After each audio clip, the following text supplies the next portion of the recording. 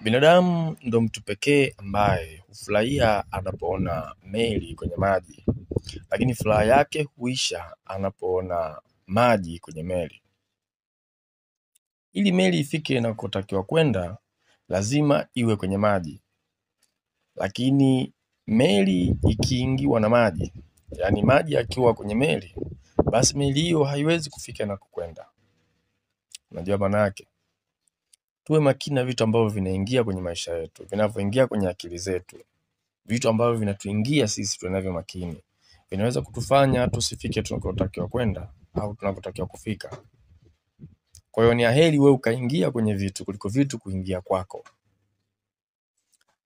Unatakiwa kuishi kama vile bomu au uishi kama vile parachichi. Parachichi kujua kama liko tayari kwa matumizi huwa tunabonyeza, lakini hakuna mtu ashaye kubonyeza bomu kujua kama liko tayari kwa kulipuka. Chagua kuishi kama parachichi au kama bomu. Maisha ni kuchagua, na machaguzi ya binadamu yanategemewa na matumaini ya furaha mbeleni.